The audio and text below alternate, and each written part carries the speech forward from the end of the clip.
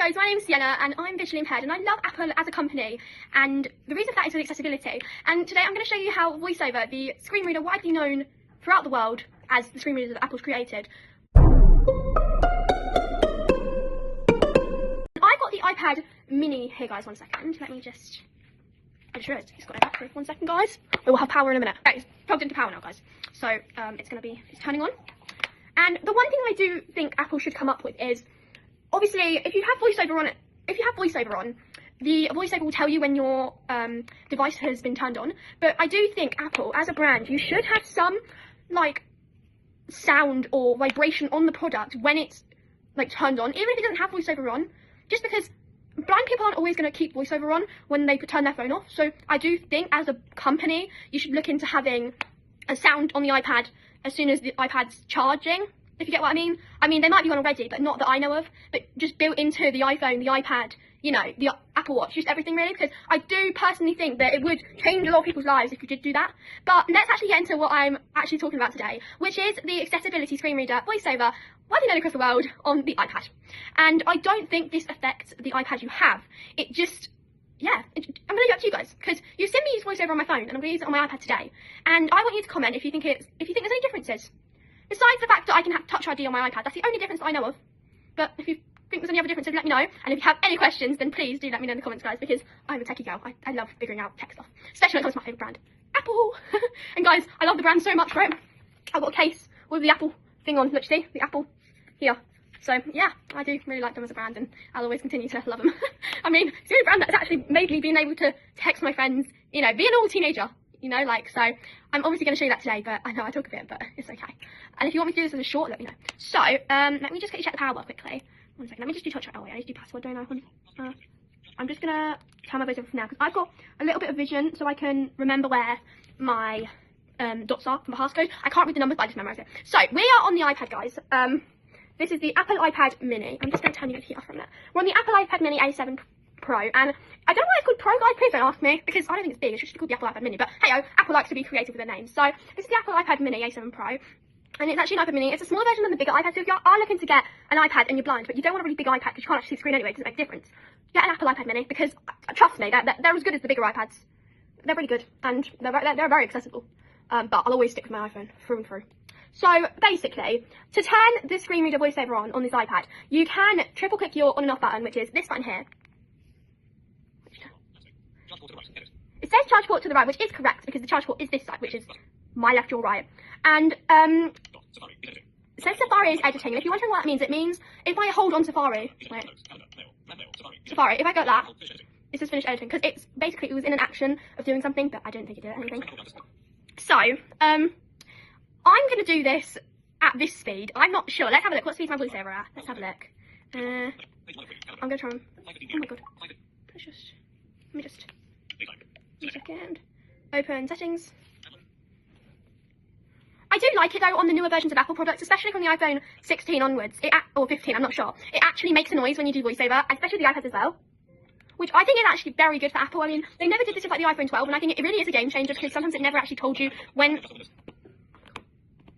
VoiceOver was, like, when Siri was responding, you couldn't actually tell sometimes. So I do think it's really good that Apple have automated the feature of basically putting a noise to when Siri turns on. I mean, I'm pretty late to the party, guys, but it's fine. So as you can see there, I've turned my VoiceOver off. No, not off, guys, sorry, the speech is off. I'm going to do this because I think you guys can see it better if I do it like that. Do you agree with me, guys? So I'm going to turn my speech back on. Oh my god.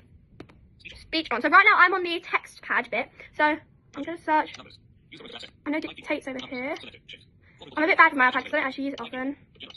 I'm going to just touch type first. So I might just got this. It might be easier. Yeah, it is easier. Yeah. I don't know why I didn't do this before, guys. Okay, so I'm going to put accessibility.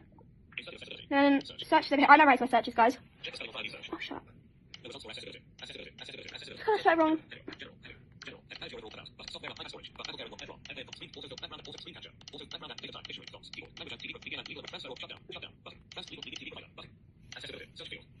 Clear text. I'm just going to research this, guys, because I'm bad at saying stuff. VoiceOver. So this is VoiceOver, guys. And then we're gonna. I've got mine on 70, but it can go up to 100%. And I can understand this, guys. Can you?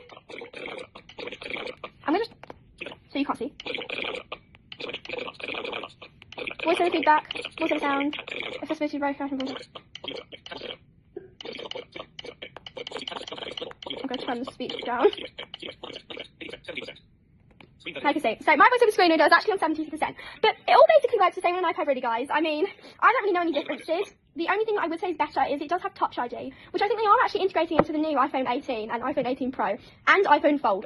Don't quote me, guys, I might be wrong, but I think they are automating that into the new iPhone 18, 18 Pro and iPhone Fold. So that would be good if they did, because honestly, for most VI people, they can't actually, oh my god, shut up, they can't actually use Face ID because we can't position our faces in the camera, like in the Face ID bit, and the problem is it's not always going to be accurate. I mean, some people have low vision, some people can't see at all, and especially for those people that can't see at all, it's really difficult for them to actually position their face in the centre of, the bit where you have to put your face. So I do think Apple, please automate Touch ID, and maybe not actually on the side of the phone, like on a button, maybe like in the middle of it, because that's also an iPhone, guys. If they did it like here, like that would be great, because that's how Samsung do it, and I think a lot of VI people could probably navigate that, so Apple, take some notes from Samsung. So yeah, basically it is all the same, and if you want to turn your triple click side button bit on, let me just show you how, because I know a lot of people like to know this, and I have shown it before, but I will show it again just to show you it is the same on an iPad, guys. So we're gonna go. Let me just. Wait, let me just. Oh shush! I'm gonna just. Oh my god, shut all my apps, guys. I don't know why I've been watching here. 1 second. I can see a bit enough to know. Like, shut my app. Right, let's just open settings. Okay. It says Sienna Party, but I'm not going into my app ID. But. If you go to accessibility, it's called accessibility shortcut. Scroll all the way down. Also, guys, if you didn't know, you can actually, on VoiceOver, you can have eye tracking and head tracking. Oh, no, it's actually part of VoiceOver, but if you can't use your fingers for whatever reason, you can actually control your phone with your head. Did you ever know that, guys? Probably didn't, but I thought something new there.